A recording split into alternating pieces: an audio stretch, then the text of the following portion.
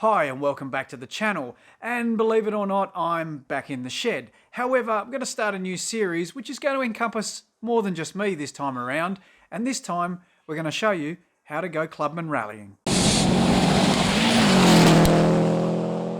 Okay, so behind me is a Subaru Impreza. It's not a WRX. We're going to have a bit of a look through this car in a minute and have a bit of an explanation about what's going on. However, this is the start of a journey for both a car and a girl. And we'll get into that a bit later on. So right now, let's check out the car and get rocking and rolling. So this is the Subaru Impreza RX. It's actually one below the WRX, and it was, well, in its day, a fairly awesome little bit of kit. For those who couldn't quite afford the whole WRX experience, it had a 2-litre non-turbocharged engine in it. It was 4-wheel drive, and that's pretty much where the similarities end with the WRX. Apart from that, everything else is completely different. The engine is a single overhead cam rather than a quad cam engine. It has a different gearbox, different clutch setup in it, drum brakes in the rear, and a whole bunch of other cheaper, nastier bits and pieces.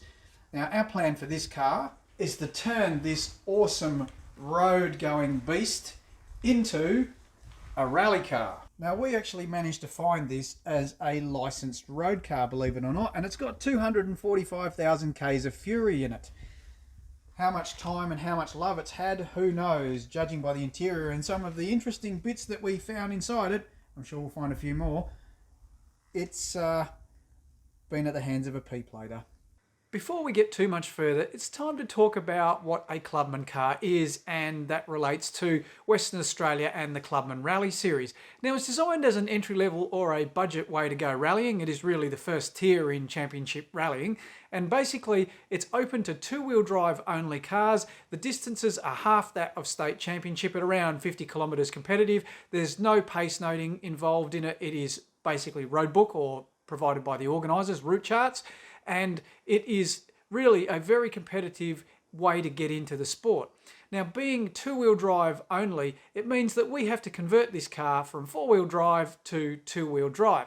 Now, of all the Imprezas, the only one in the whole lineup is the GC that was released as a 2-wheel drive. It's a front-wheel drive configuration. Now, some of you might be thinking, hey, why don't you just get the WRX and make it a rear-wheel drive? And I know there is a drift conversion for that, a bit like a Sierra Cosworth. Well, the answer is we're simply not allowed to do that. It has to remain production-based, and therefore we have to go naturally aspirated and front-wheel drive. So the 4-wheel drive transmission will be removed. We'll talk about that a bit further into the series, and we're going to run it in front-wheel drive trim. However, the great news is, as we kind of know already, with all of the Impreza and the Liberty or Legacy shells, basically everything is bolt-in. So sure, it's going to require a bit of mucking around. However, later on, we could convert this car over to full 4-wheel drive turbo. So really, it's a very good stepping stone to be able to start in a Clubman front-wheel drive car and move on to full 4-wheel drive down the track. Now, the first stage in the build, and something that we didn't get with the WRX in the shed because it had already happened, was to actually strip the interior out of the car. So hence, this is what we're doing. It took us, the three of us, a few hours to get all the interior out. And then once the interior is all pulled out, that's everything. We haven't got the dash out at this stage. That'll come out later on when we go to do the cage. That's primarily just so that we can actually still start the car and move it. We just temporarily bolt a seat into it to move it around. And the next stage after that is to get on to stripping the tar or the body deadening off the floor. Now, there's a few different ways to do it. There's a popular way to use dry ice.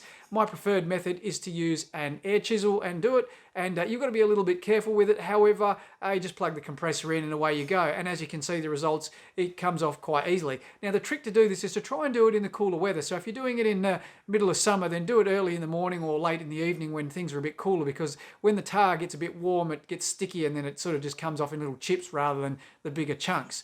And after that, we took all the tar out, put it all into a box to see exactly how much weight we'd save with this, because weight is important. I'll talk about that in a minute. And as you can see from the scales here, it was 11 odd kilos of tar. Now, there is a little bit more to come out yet, probably about another kilo or so. So in relative terms, there's not much in this car. In some cars, like I know certainly like Holden Commodores and some Falcons and things like that, we've built into rally cars, there's been like 20 or 30 kilos of tar stuck to the floor. So we're pretty lucky it wasn't too thick and it wasn't too much of a drama to get it out of this one. Now, the all-important weight is a factor. Now, there is a minimum weight for the classes of cars, and in Australia, it's based on both the drive systems and the engine size. So, for a two-wheel drive, 2-litre car, which is what this is going to be, the minimum weight is 960 kilos. That's without the driver and co-driver. When I started Googling this to find out what the weight of the Impreza was in two-wheel drive trim, it was about 1,030 kilos. So we've got 70 odd kilos in there. Now, straight off the bat, there are some givens. Obviously, once you take all the interior out, carpets, radio, etc., etc., and the air conditioner, you save a fair bit of weight. We've got 11 odd kilos of tar off the floor. So we're probably getting down. Obviously, we've got to add some weight to that, though, when we fit a full cage to it. So the trick is to try and get this car as close as we can to the 960 kilo minimum in rally trim, and we'll keep an eye on that and see how we go. And why are we so bothered about it? Well, particularly with two-wheel drive cars, we just don't have turbocharging and we don't have four-wheel drive for the extra traction. So therefore, weight is performance. The less weight the engine has to accelerate and brake and stop and turn, the more nimble the car will be. Before I get round to signing off, at the start of this video, I said this is a journey about a car and also a girl. Now the girl, she'll make her appearance a little bit later on into this series. This series I expect is going to take us a few months. We've got one more rally left in the state championship this year, and there's no way this car's going to be ready for that. So it'll be ready for the start of the 2021 season. That's if everything goes to plan and we don't have another wave of pandemic. Otherwise, we'll all be back in the shed building a car again with nowhere to race it. And so therefore, the story of the girl will come along a little bit later in the series. Sorry to disappoint you. Hopefully I didn't get your hopes up too early.